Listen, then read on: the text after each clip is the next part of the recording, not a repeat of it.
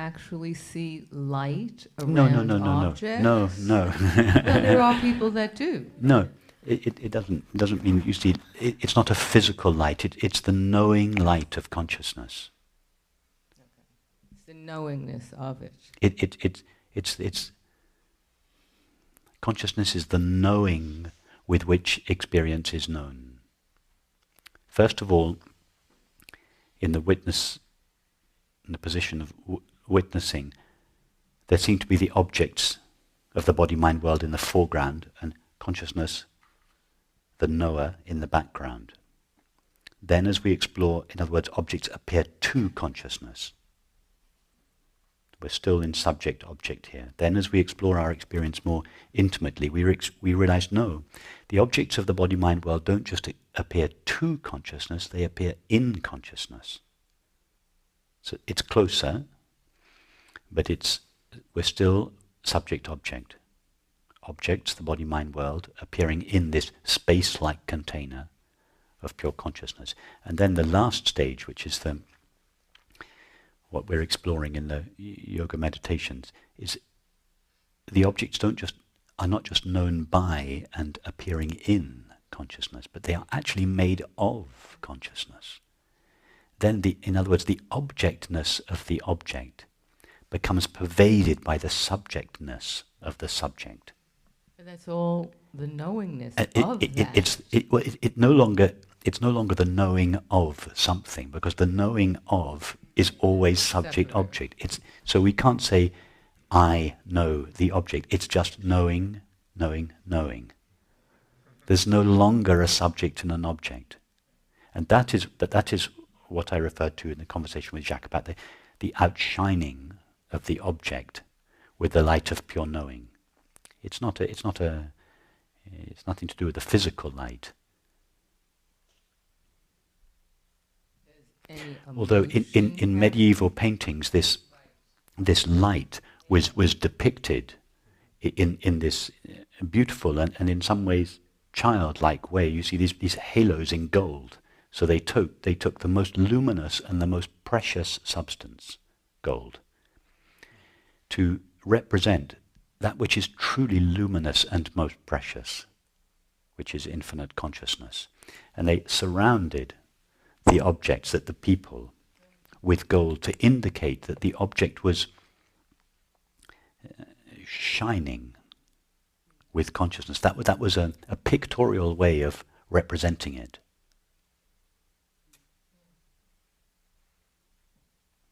So now the objects aren't just surrounded with a halo of gold. The gold is actually beginning to shine through the object. So if we were to paint it, there'd be little spots of gold, not just all around the object, but all over the object. We'd paint little spots of gold to indicate the bright light of consciousness shining through the object from the background.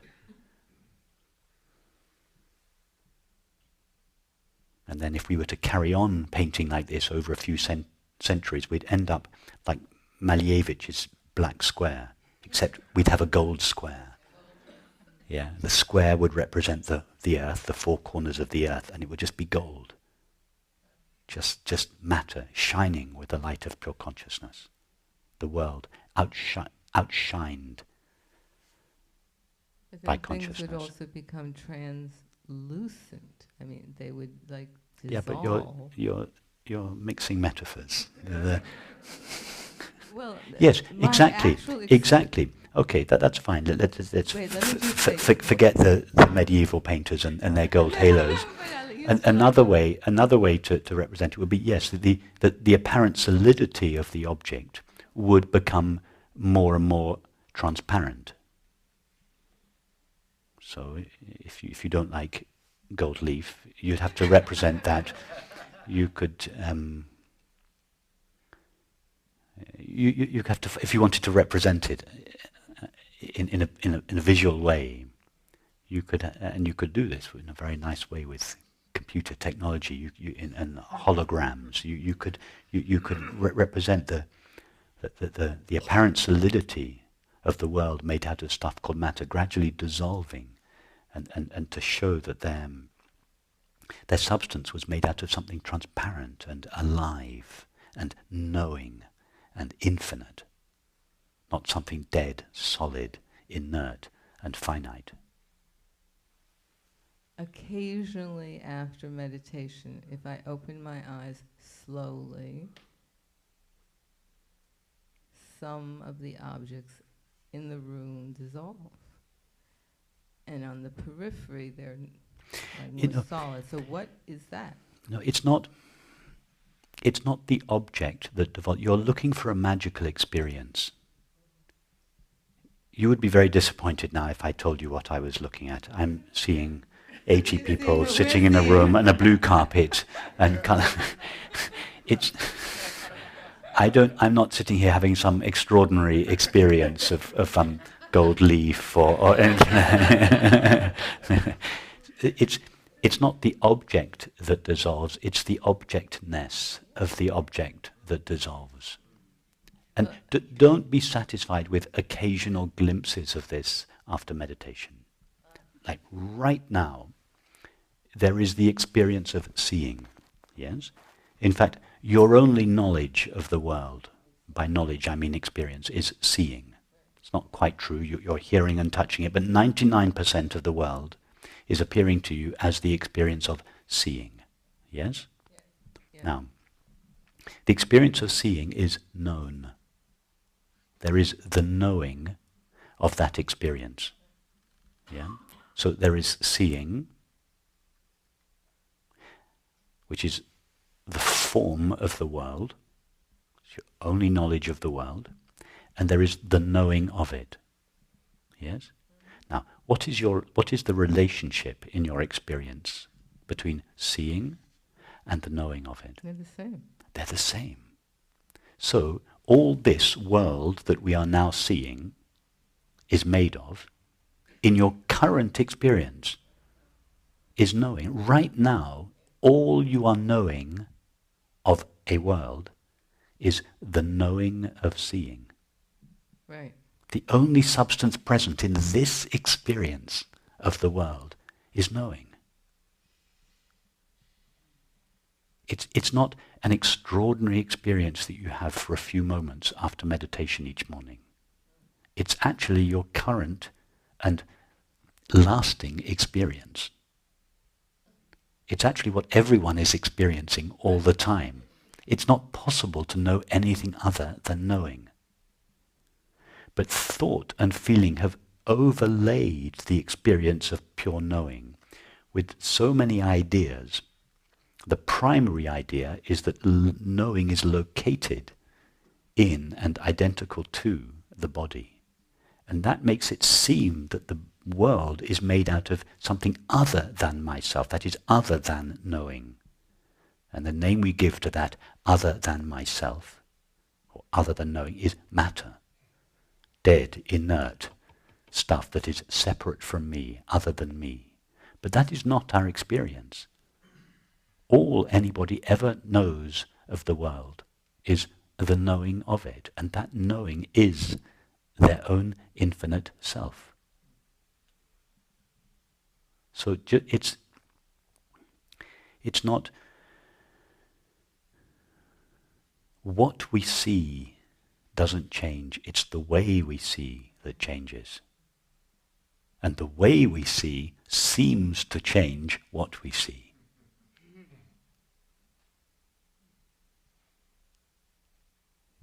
But you're still seeing the blue carpet, and you're seeing the way we see. So it does change it, and it doesn't. Exactly, it does and it doesn't. Right. It does and it doesn't. The appearance stays the same, but the appearance is no longer mistaken for the reality. And because we see the reality in the appearance, our relationship to the appearance changes. Maya is the appearance. Ignorance is to mistake the appearance for reality. It's ignorance that goes, not Maya.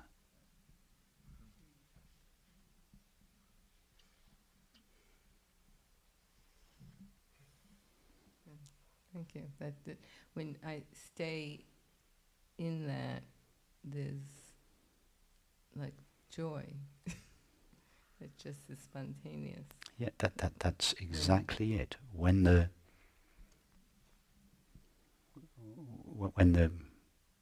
subject-object relationship collapses, the separate me in here and the separate object, other or world out there, when these apparent two collapse, it is felt as joy, ananda, peace.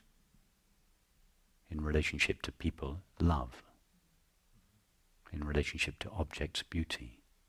These are all words for the same experience, the collapse of the subject-object relationship. When sat and chit, when being and consciousness are realized as one, the third element of reality shines, ananda, happiness. When what I essentially am, consciousness, chit, and what it essentially is, existence, are seen to be one and the same, then this third element of experience, peace or happiness or joy, shines. Sat, Chit, Ananda. Thank you.